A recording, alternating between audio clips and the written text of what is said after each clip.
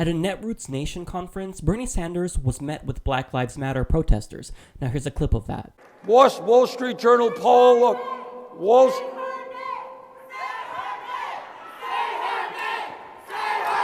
Okay. One second. Hold on. I will answer your question, but I'd like to speak for a few minutes. I was told that A couple of more minutes, and then we're going to get... But I was told we had 15 minutes, right? Watch me. A little shorter than that, sir. A little shorter than that. But go ahead. And then we're going to get some specific questions. And the issue is... Hold on 1 second. The issue is that it is... Okay. Should I continue or leave? Yeah, hold on 1 second. Hold on. It's okay with me. Listen, I don't have... Black lives, of course, matter. And I've spent 50 years of my life fighting for civil rights and for dignity. But if you don't want me to be here, that's okay. Now, I want to clarify, when they were chanting "Say Her Name," what they wanted him to say was Sandra Bland's name and speak on that issue, as well as other African-American women who were either killed by police or who died in police custody. Now, here's Bernie Sanders' response to that protest. What's your reaction to that? Did that blindside you? And critics say that you missed the point. Well, look, I was there and invited to be there to talk about immigration reform. That's what I was invited to do. So was I blindsided? Was I surprised? Of course I was. On the other hand, the issue that the folks there were raising about institutional racism in America is an absolutely vital issue that has got to be addressed, and I intend to address it. As I said a moment ago, our criminal justice system is out of control. The number of African Americans and Hispanics who are in our jails are disproportionately high. We have got to, from A to Z, rethink criminal justice in America so we do not end up having far more people in jail than any other country. Lives are being destroyed, right and left, and we've got to change that. So here's the breakdown. This whole ordeal, it really sparked a debate among the progressive community. Now, many of Bernie Sanders' supporters think that it's really unfair to critique Bernie Sanders given his history as a civil rights activist, because if you all know, he actually marched with Martin Luther King.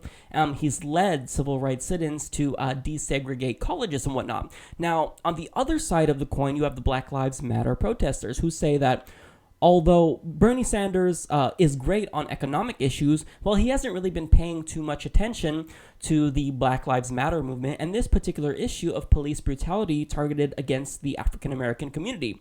Now, they say that his civil rights history doesn't change the fact that he hasn't necessarily spoken out too much on behalf of the victims of police abuse.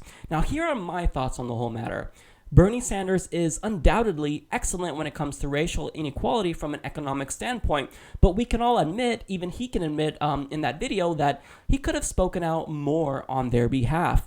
Economic issues do disproportionately impact African Americans, but solving economic inequality is not going to automatically eliminate systemic racism or ameliorate police brutality. So all of Bernie's policies, universal healthcare, education, daycare, well, this won't necessarily mean much to the African American community if they're not alive to actually benefit from them. So I really do feel their anger, and I feel that they do have a legitimate grievance, and I think that it's very, very clear that Bernie Sanders feels their anger as well, and that their speech really resonated with him. So now, the good thing about this whole ordeal is that Bernie Sanders is on their side, and I think that in the end, this is really going to benefit his campaign. Now, I'll kind of elaborate on this, but first and foremost, I do want to note that Bernie Sanders has previously stated support for all of the policy positions that they would support as well. So he wanted to provide federal funds to Vermont for mandatory body cameras in Vermont. He also wants criminal justice reform. He wants to demilitarize the police. So now, the thing is that Vermont is mostly white. So even though a lot of us Bernie Sanders supporters already knew his stance on this issue, well, the problem is that non-white voters did not know his stance. So now that's kind of been the huge opportunity for improvement in his campaign, is to really reach out to non-white voters.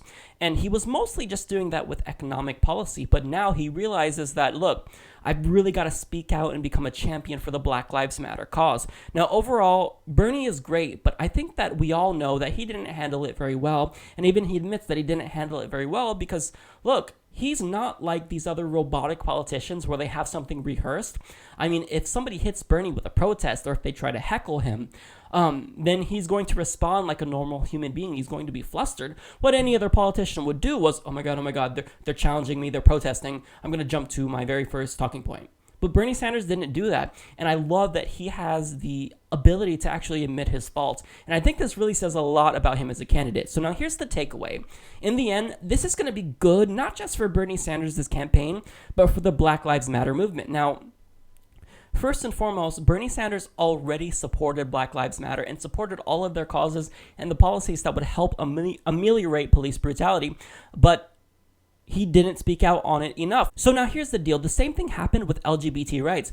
Bernie was an advocate of LGBT rights in the 70s and in the 80s, whereas Hillary Clinton, she only recently came around. I even came out and I did a video saying, no. Hillary Clinton is not the better candidate when it comes to LGBT rights. It's Bernie Sanders, and here's why. So now here's the deal. Black Lives Matter wanted a candidate to speak out on their behalf. And Bernie Sanders was very, very receptive to that. Now, to be fair, Hillary Clinton has also spoken out, but she wasn't at the Netroots Nation conference. So take that as you will. So now he's also given us a glimpse of what he would do in terms of policy proposals to stop police brutality. What specific reforms in policing would you want to see or what you're calling for? Oh, there's a lot that we have to do, Ed. We have more people in jail than any other country on earth. Millions of lives have been destroyed because people are in jail for non-violent crimes. So we have to take a look at mandatory minimums. We have to take a whole new look, I think, at our drug policy. We have to look at the militarization of police forces all over this country. We have to take a look at use of force policy. So now, Bernie Sanders can really learn from this experience and grow. Part of getting support from African Americans is that you've got to get support from the Black Lives Matter movement, because their endorsement is crucial for the Democratic Party. Any candidate, whether Democrat or Republican, well, you can't win the national election, obviously, without support from African Americans. And you're certainly not going to win the Democratic primary without the support of African American voters. Now, this is beneficial for the Black Lives Matter movement because they really needed a politician to champion their cause. Politicians, they really only paid lip service to them, and few have actually proposed specific policies that would address their concerns. Now, Bernie can now do that. So what's the bottom line? If you're a fan of Bernie Sanders, this was a good thing. Don't fault the Black Lives Matter movement because, look, they've been silent for too long, and the matter that they're trying to get politicians to speak about is really, really urgent. This is a state of emergency. I mean, a lot of African Americans have died, African American women as well, and we kind of just focus on the men, such as Eric Garner and whatnot, but we don't look at how much African American women are also affected by police brutality. So in the end, this is great. All the headlines today with Bernie Sanders news, they're all saying how he's the first candidate to speak out and specifically name Sandra Bland. Now, I'll get to that in another video. But look, I think it's only going to help him in the end. And I like that he really knows now what they want to hear from him. So this is fantastic.